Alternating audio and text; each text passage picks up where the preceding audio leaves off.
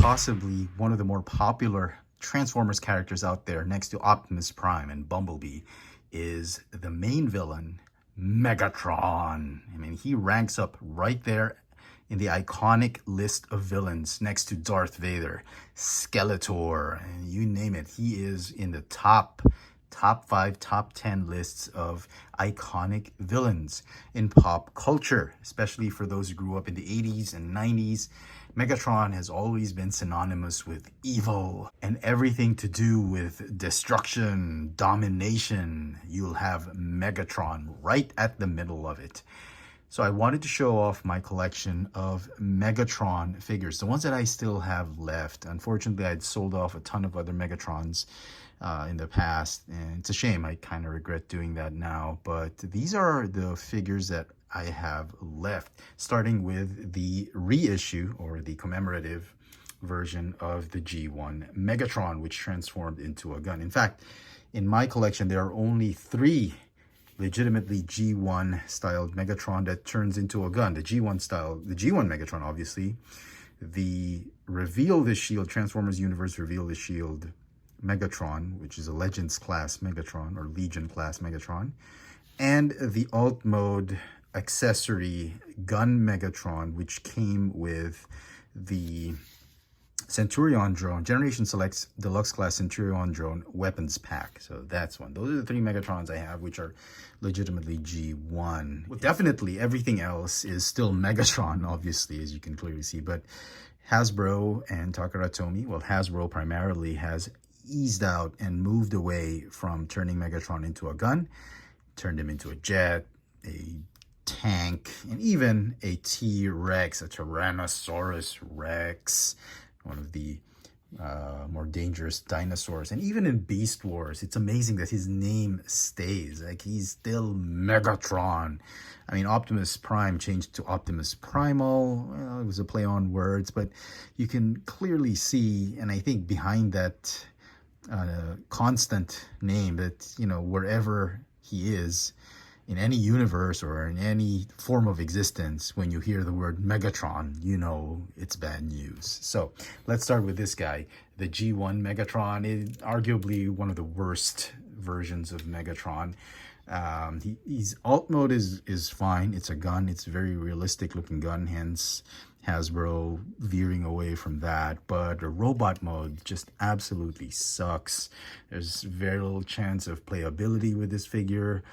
The proportions are just so weird, and back in the day, Hasbro had no control of these. They just got the toys, and they thought, you know, they created their own mythology, and they said, oh, gun, he's got to be the bad guy. He's got to be main bad guy, so he's Megatron. So that's just how it happened. They didn't deliberately design Megatron to be a gun. This is just what they had to work with the Diaclone figures that Takara gave them. And nevertheless, it will go down in history as one of the best pop culture, 80s pop culture franchises to date. And also, this G1 Megatron is quite possibly one of the more difficult Megatron figures to find or to purchase at a decent price. You'll have to spend a ton of money just to acquire this and import it from Japan, because, like I said, the original ones are no longer being produced. If you find a collector who still has an 80s original vintage Megatron in good condition, I doubt he'll let that go for a mere amount of money. You'd probably have to pay an arm and a leg just to get it. So yeah, this is how it all started. Megatron as the gun Megatron. Now, is move on to several different versions. We'll start with this guy, the Beast Wars Megatron. He turns into a T-Rex, and obviously he's pretty terrifying and imposing as a Tyrannosaurus Rex. I thought it was brilliant back in the 90s. I thought, oh man, T-Rex, Megatron, that is so just diabolical. It's you really know he's bad news. And then comics have been giving him different versions. This is from the manga. We've got Super Megatron. Very, very cool.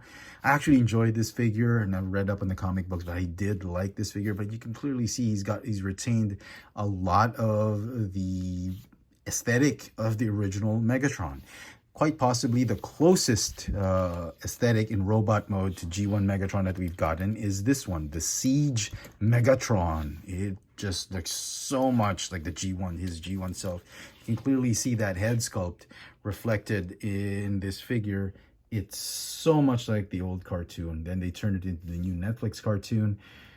Just an iconic look to him. I think, you know, that kind of head sculpt, that look to Megatron is as popular as I think Darth Vader. They tried to do it on this one. It's not too bad. It's pretty good. And then finally for the cartoons, the latest cartoons, the Cyberverse cartoons and Bumblebee Adventures, we have Megatron X, which is based off Megatron Gray. They just changed them into a black version. It's also pretty cool. I think one of my favorites, and I mean, this is a one-step, a very simplistic type of Megatron figure, but I just decided to keep it because it just looks so good. I mean, look at this, Megatron done in black and purple or pink. Anywhere you look at Megatron, you know he's the big baddie. He's the nemesis of all that is heroic. The Autobots, everybody seems to be afraid of Megatron because he's just one of those villains that, you know, sows fear in the hearts of a lot of his opponents. In any Transformers collection, you've got to have at least one or two versions of Megatron.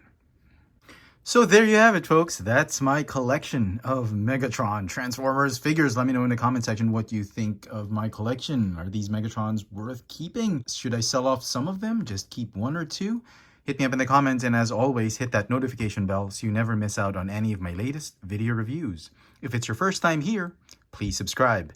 If you want to help the channel out, please check out my Patreon account. There's a link in the description box below. Thanks for watching.